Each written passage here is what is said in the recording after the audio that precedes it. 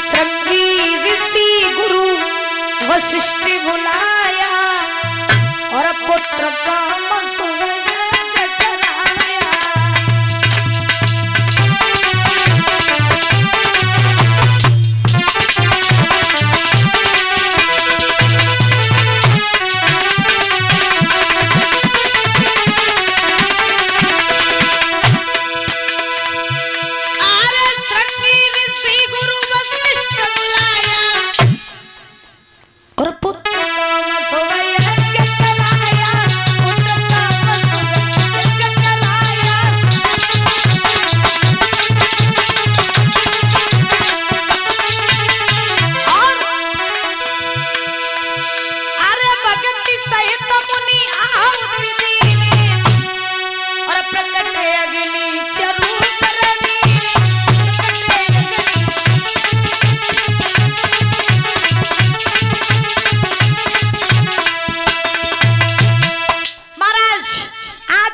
दशरथ ने गुरु वशिष्ठ को बुलाया और श्रृंगी ऋषि को बुलाया।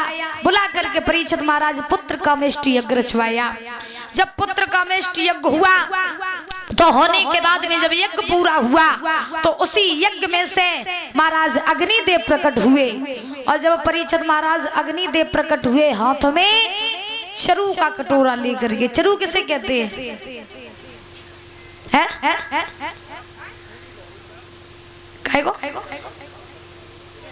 चिराग को नहीं, चरु कहते खीर को। चरु खीर को कहते हैं। ठीक ठीक कहते कही जा। आज तो अपने घरे जाइयो जो कहियो हमें चरु बनाए थे। ठीक है।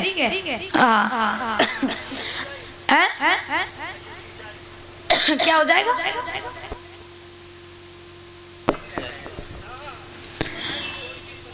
अच्छा तो ठीक, तो हमारे लिए बनवा दियो संजा के। ठीक ठीक ठीक ठीक। आज महाराज ध्यान रखना, हुआ ऐसा कि अग्निदेव प्रकट हुए। जब अग्निदेव प्रकट हुए हाथ में खीर का कटोरा लेकर के, और जब खीर का कटोरा लेकर के प्रकट हुए तो वही खीर का कटोरा आज राजा दशरथ को अग्निदेव ने दिया। और देने के बाद में दशरथ से कहा अग्निदेव ने कि हे दशरथ, ये तुम खीर का कटोरा ले जाओ, अपनी तीनों रानियों को इसमें से आधी आधी खीर करके खिला दो और तुम्हारी तीनों रानियां गर्भवती हो जाएंगी और तुम्हारे घर में पुत्र हो जाएंगे। उसी समय महाराज ध्यान रखना, आज राजा दशरथ वो खीर का कटोरा लेकर के चल करके अपनी तीनों रानियों के पास में आए। आज जैसे ही तीनों रानियों के पास में आए तो आज महाराज राजा दशरथ उस खीर का बंटवारा करने लगे। जब बंटवारा करने लगे तो महाराज ऐसा ही नहीं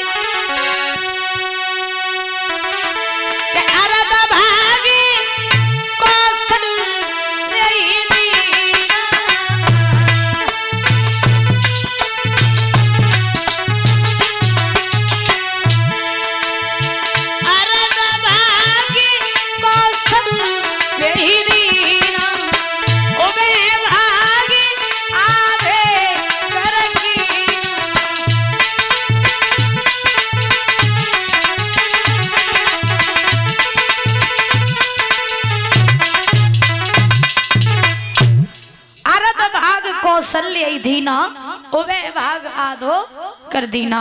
प्रमाण ये मिला है कि राजा दशरथ ने जब खीर का बंटवारा किया तो आधी खीर कौशल्या को दे दी और आधे में से आधी आधी करके सुमित्रा के कई को दे दी। महाराज तीनों रानियों ने आज वो खीर खाई और खीर खाने के बाद में उसी समय तीनों रानियों ने गर्भधारण कर लिया।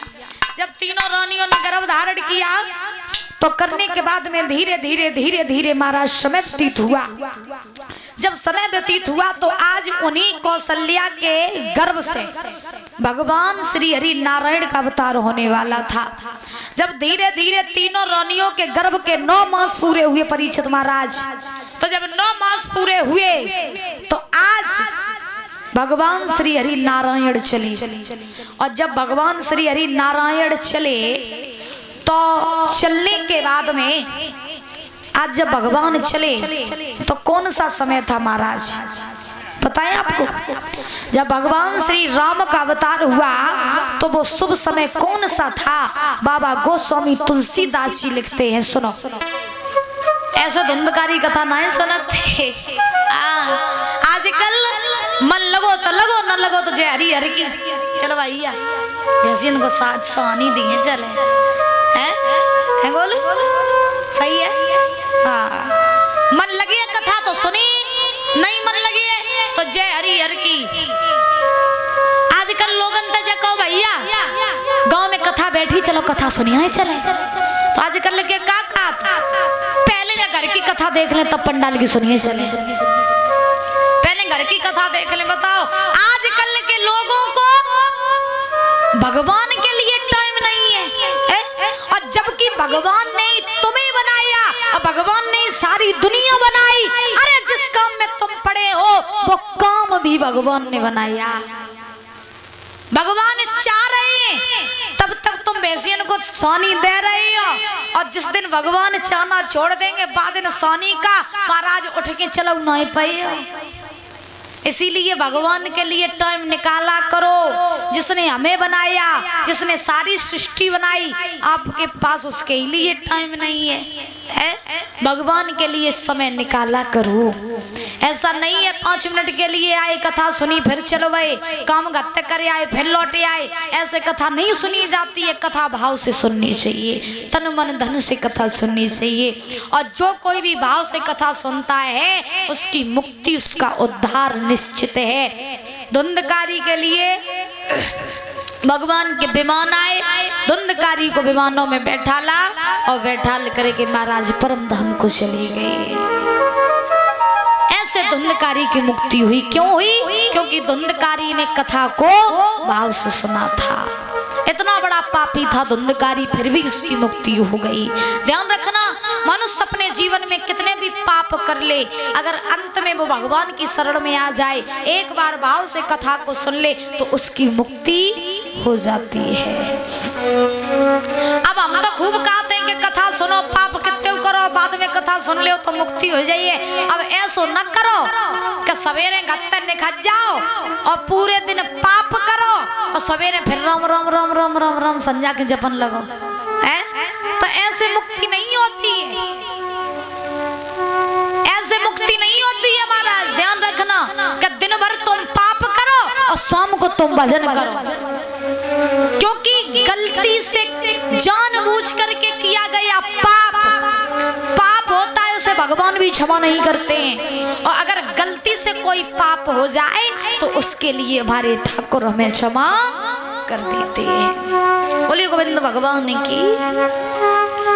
सूत जी महाराज समझा रहे 88,000 ऋषियों को कि हे ऋषियों, आज इस प्रकार से महाराज गौकर्ण ने धुंधकारी की मुक्ति कराई।